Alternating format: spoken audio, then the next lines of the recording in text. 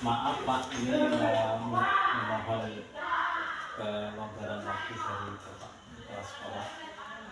Ada beberapa tugas kami dari CGP ini tentang wawancara dengan Kepala Sekolah berkaitan dengan bagaimana Bapak selama ini menjadi Kepala Sekolah sudah berapa tahun Pak ya?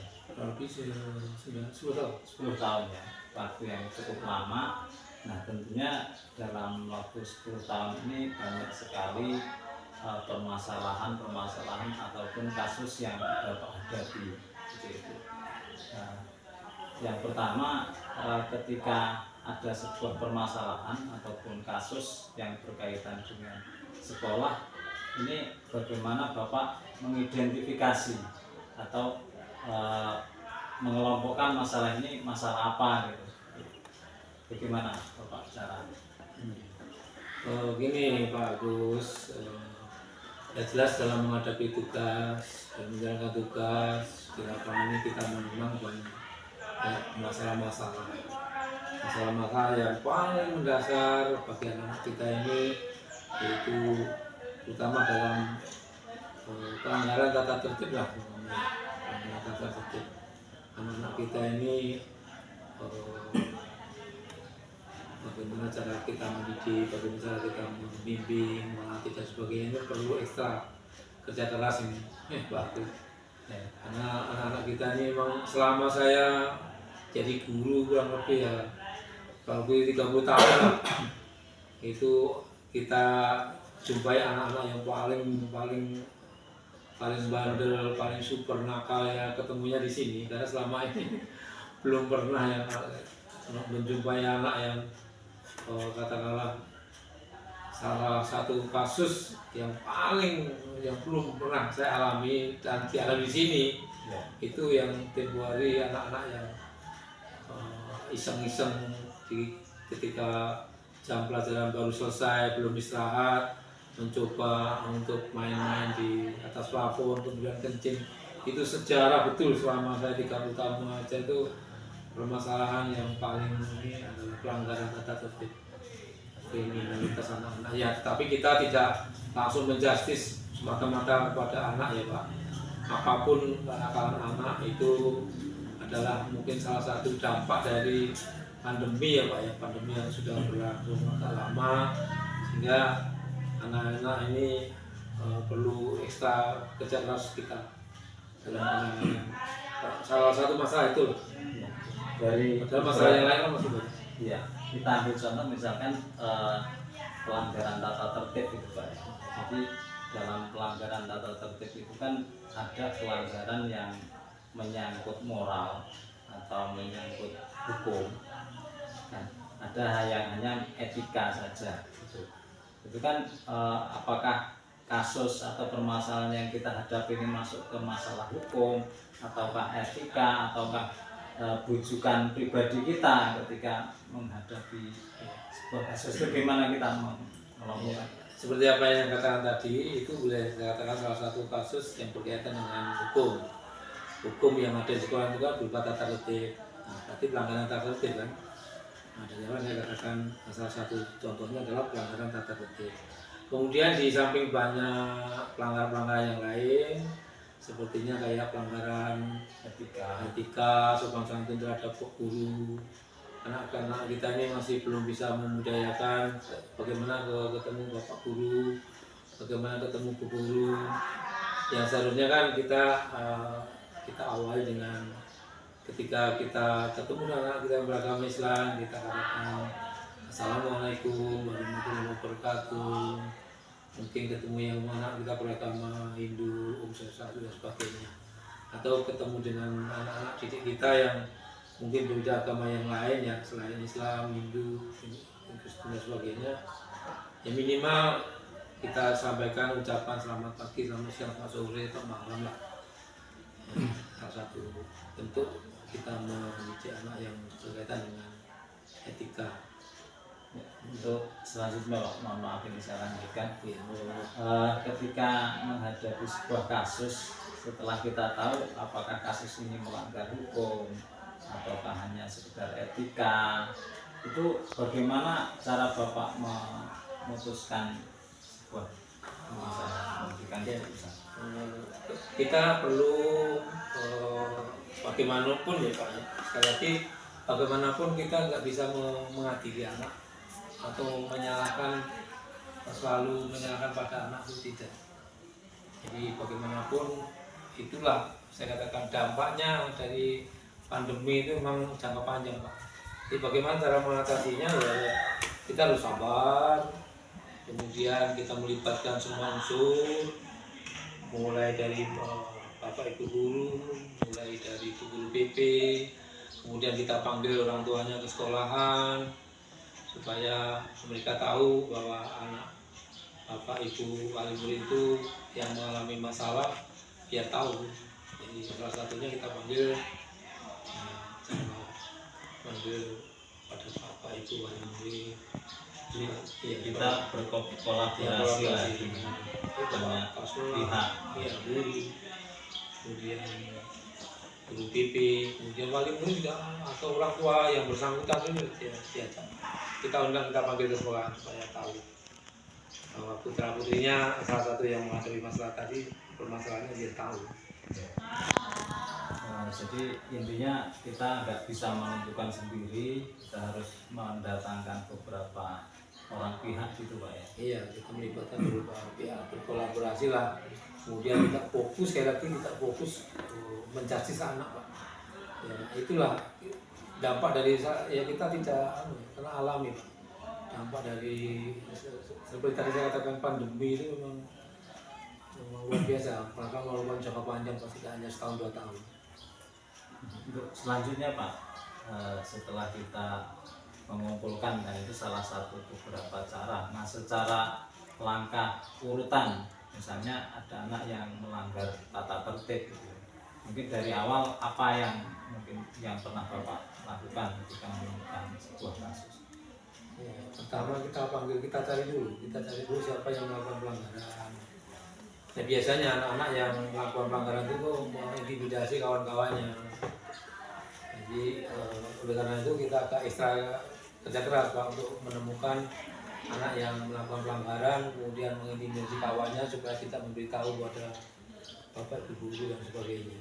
Jadi langkah pertama kita harus mencari siapa yang terlibat melakukan tindakan kesalahan tadi siapa. Dengan berbagai cara kita lah, jangan sampai kita kalah dengan anak. Ya. Ya, Tujuannya itu Pak, setelah kita mengetahui ini yang terlibat si A si B dan seterusnya, terus langkah apa Pak selanjutnya? Ya perlu dihati-hati kesalahannya apa, kalau misalnya pelanggaran berupa etika dan kurang sopan santun misalnya, ya kita ajak latihan untuk melakukan tindakan yang berupa etika tadi, misalnya yang ketika ketemu coba dibiasakan. Kalau misalnya ketemu guru, pak guru, kamu menyampaikan apa, salam sesuai dengan agama yang masing-masing. Dididik, dilatih Pak, terutama dididik Pak. Kalau diajarkan kita sudah sering kok di dalam kelas kita sering melakukan karakter ilmu, tapi kalau mendidik itu yang paling payahnya, susahnya mendidik Pak. Paling mendidik itu yang paling kalau istilahnya kita mengidentifikasi lah masalah ini, apakah pelanggaran hukum, apakah etika, apakah moral, atau sopan santun seperti itu ya Pak. Nah, dalam menentukan sebuah keputusan kebijakan Bapak sebagai kepala sekolah, ada nggak yang pakem atau tujuan yang dasar dari keputusan kita? Ya, dasar utama kita masukkan klasifikasi dulu. Seperti tadi kata Pak Agus kan, apa pelanggaran hukum, apa pelanggaran etika, apa pelanggaran estetika. Kalau udah ketemu mengenai pelanggaran etika, kurang sopan, kurang santun dan sebagainya, ya kita lakukan tindakan-tindakan atau yang bisa anak itu sadar bahwa apa yang dilakukan itu berupa pelanggaran etika. Suatu saat biar anak terbiasa melakukan tindakan etika yang sesuai dengan harapan kita, sesuai dengan tujuan pendidikan kita, ya kita kasih contoh, kita mendidik, terutama memberikan contoh-contoh satu bagaimana, baik di sekolah, di rumah, atau di jalan, sebagainya. Artinya misalkan keputusan ataupun misalkan kita menemukan anak yang bermasalah atau melanggar tata tertib, ini kan biasanya diberi hukuman atau konsekuensi, Pak ya. Nah ini ada nggak aturan konsekuensinya itu harus bagaimana seperti itu? Apakah misalkan kita ketemu sama anak yang melanggar hukum, apakah perlu dilaporkan polisi atau bagaimana? Itu kan tentunya kita harus punya dasar yang misalnya ditemukan anak itu melakukan tindakan pelanggaran hukum ya Pak ya, kita tidak langsung menjustis, langsung memberikan laporan ke polisi, tidak Pak. Kita selesaikan intern Pak. Kita kalau ada masalah-masalah intern ini cukup diselesaikan dengan secara intern Pak.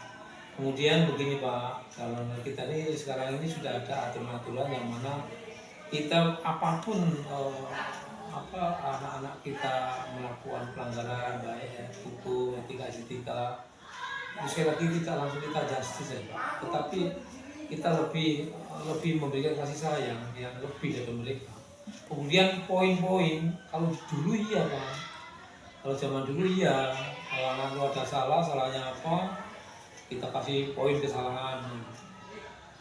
Kalau sekarang tidak Pak, sekarang diupayakan anak misalnya melakukan pendidikan pelanggaran dan sebagainya, ya kita pantau perilaku sehari-harinya, karakternya dan sebagainya.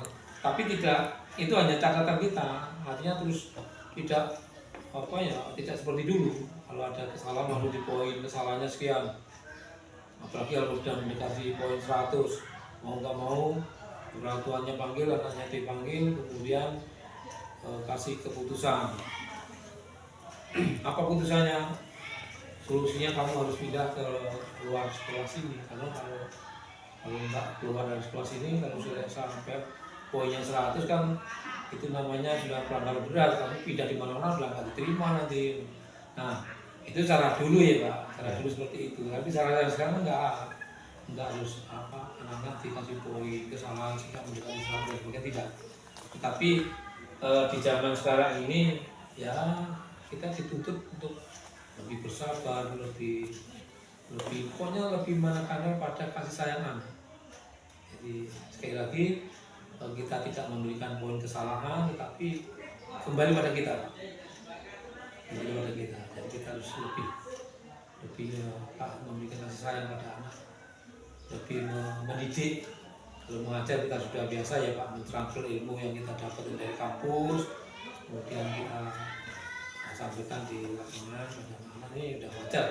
Dan paling berat yang mendidik itu loh. Nah, artinya mungkin keputusan itu harus menunjukkan kita kasih sayang kepada murid, berpihak kepada murid gitu Pak. Iya, kita harus boleh keputusan itu menyusahkan, menyakitkan. Iya, boleh tidak. Sekarang ini harus sekali lagi Pak ya, fokusnya atau ini pada anak peserta didik. Ya.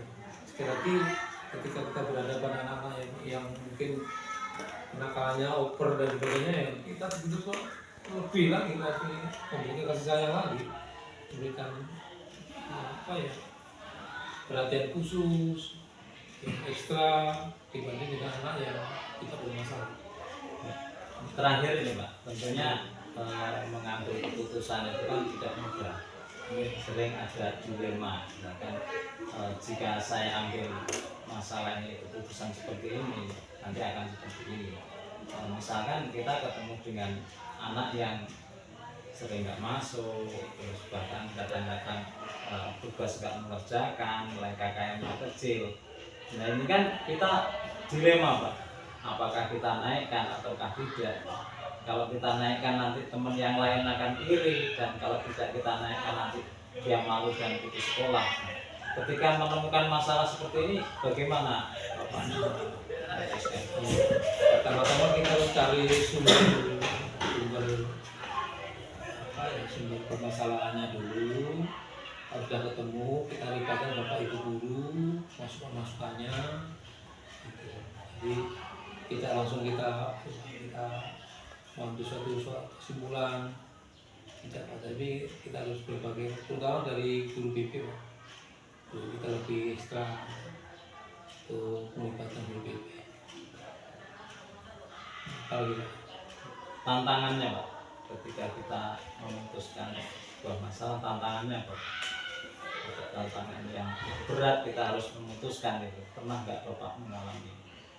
Ya, tapi ya kita pernah mengalami jadi pernah mengalami, sama kalau menghadapi permasalahan yang sangat berat ini ya kita tuh jangan sendiri ya, asal kita kolaborasi dengan berbagai pihak ya, dari kepala sekolah, guru, kemudian orang tua, kemudian memantau perilakunya sehari-hari, karakternya sehari-hari. Ini insya Allah kita akan ada solusi untuk bisa mengambil kebijakan sebelum kita memutuskan permasalahan jalan yang ada. Tentunya kita perlu berkolaborasi dengan yang lain. Iya. Jadi tantangan. Iya, kita jangan sendirian Pak, tapi harus berbagai sumber lah. Berbagai sumber, Pak Guru, ya, masyarakat atau orang tuanya, baik di sekolah maupun di rumah atau mungkin di masyarakat dan sebagainya. Kita lebih ekstra Pak menghadapi anak-anak yang mungkin bermasalah. Kalau boleh ceritain ya, selama 10 tahun Pak ya, di kepala sekolah, pernah nggak Bapak menghadapi sebuah masalah yang itu telah terjadi dilema antara kepentingan pribadi mungkin kan, atau berkaitan dengan waktu gitu kan, di rumah mungkin keluarga, sementara di sekolah itu dibutuhkan, atau berkaitan dengan sakit ya, yang saya harus ada tugas dipaksa, ini saya harus memilih dua hal ya. Pernah nggak, kalau boleh Bapak cerita? Ya pernah sih, pernah. Ya salah satu contohnya ya ada anak yang paling bandel, mungkin ya bandel-bandelnya anak itu kayaknya bakat. Salah satunya tuh ya pokoknya pinter ngomong, pinter diplomasi ngomong, kemudian kalau ada tugas pinter ngomong, alasannya ada aja. Kemudian karena itu anak itu memang seolah-olah merasa benar sendiri dan sebagainya, susah diatur dan sebagainya. Memang ada anak ini kayaknya ada niatan untuk membersihkan masalah ya, jadi dia memang disengaja mungkin ya, contohnya tadi dikasih tugas tidak dikerjakan dan sebagainya, bahkan anak itu sifatnya ada unsur melawan dengan gurunya gitu. Mungkin ada sesuatu yang diagul-agulkan atau dalam bahasanya itu ada yang dibangga-banggakan, mungkin paman jadi polisi, mungkin Pak D jadi kapolsek, karena dua-duanya pejabat kepolisian, sehingga seenak sendiri ketika padahal anak itu baru kelas 7 tapi cara ngomongnya, cara diplomasinya itu begini, ini anaknya mau. Kalau boleh diceritakan kronologinya Pak, mungkin ya, kasusnya bagaimana gitu. Ya, salah satunya itu ya jelas kalau di lingkungan sekolah kan mereka melakukan pelanggaran tata tertib. Ya. Salah satunya ya mungkin seragamnya, yang lain seragamnya dimasukin, mereka nggak dimana, sengaja mau dibikin Pak Guru dan guru itu dibikin pusing. Karena itulah tujuan akhir mereka itu ingin mengkomersilkan. Bapak itu dipancing emosinya. Kalau udah melakukan tindakan kekerasan, nah ini kan orang tuanya datang. Iya, orang tuanya datang, pamannya yang jadi anggota Brimob datang, paknya yang jadi kapolsek datang, atau mungkin ponakannya ya di tentara tadi juga sudah pokoknya ada sesuatu yang dibanggakan, sehingga karena merasa ada yang dibangga-banggakan, sengaja mencari masalah. Sengaja mereka tuh di lingkungan sekolah melakukan tindakan yang betul-betul ya tadi. Niatan itu ada niatan mengkomersikan masalah. Kalau Pak Guru dan Guru tidak sabar, tidak dan sebagainya, kemudian langsung menjustis, apalagi dalam melakukan tindakan kekerasan, itu jadi bulan-bulanan mereka karena niatannya yang ingin menyelesaikan masalah tadi. Itu terus penyelesaiannya gimana Pak? Nah, penyelesaiannya ya kembali pada fokus aja ya. Jadi kita harus jangan terpancing Pak. Kalau kita udah tahu wataknya anak ini, memang dari awal tuh udah dikasih tahu sih, hati-hati dengan anak ini, anak ini pintar ngomong, diplomasi hebat. Anak yang masih kelas 7 ini cara ngomongnya udah kayak sarjana hukum. Sehingga perlu adanya kewaspadaan, catatan khusus perilaku hari-hari, kemudian karakter sehari-hari. Karena niatan dari awal itu memang ingin mengomong Pak Bu dan Bu jangan sampai terpancing emosinya, apalagi sampai kekerasan nampar, apalagi kayak melakukan tendangan atau tinju yang bisa fatal pada anaknya lebih lagi Pak. Orang kita ini belum apa-apa yang hanya sebatas maaf ya sudah digigit aja lah, atau sebatas apa ya nyubit aja lah, itu udah jadi masalah. Apalagi sampai melakukan tindakan yang mungkin sampai membuat mereka apa ya ada bukti-bukti penganiayaan, misalnya berdarah sebagainya. Oh jadi bulan-bulan betul Pak. Apalagi pamannya, pakdenya atau mungkin tetangganya dari tentara itu jadi apa? Jadi kebanggaan mereka. Udah tahu Pak pakdenya atau pamannya polisi yang bisa menegakkan hukum, tapi belum tentu loh Pak, karena merasa anak ponakannya itu dirugikan kan. Jadi bisa terpancing karena mereka tidak tahu perilaku anak yang sebenarnya sehari-hari di sekolah. Tiba-tiba mendapat perlakuan hanya sepihak. Pamannya tadi walaupun dia polisi tapi kan maaf ya, oh ini anak ini memang hebat ini, hebat. Artinya ketika menghadapi masalah yang cukup rumit karena melibatkan orang luar, ini memang ekstra sabar Pak. Iya, kita harus Tantangannya ketika jangan ada terpancing yang emosi. ada yang membawa pihak luar ke sekolah, ini memang cukup tantangan. Berarti mungkin sampai ke hukum segala macam, itu tantangan kita harus hati-hati gitu Pak. Iya. Terima kasih untuk hari ini Pak. Penjelasannya, terima kasih atas ilmunya, pengalamannya selama ini. Iya. Sekali lagi Pak, jadi tolong dalam menghadapi anak yang oper tingkah lakunya, karakternya, perilakunya. Sekali lagi Bapak Ibu dituntut untuk sabar, kemudian lebih ditambah lagi kasih sayang pada anak. Sekali lagi anak jangan langsung divonis, jangan dijustis Pak. Kalau dulu mungkin divonis anak itu DO aja Pak, pecat aja Pak. Kalau sekarang tidak bisa Pak. Sekarang harus ekstra kita baik dari segi kasih sayang maupun dan sebagainya. Pokoknya fokus kita nih mendidik Pak.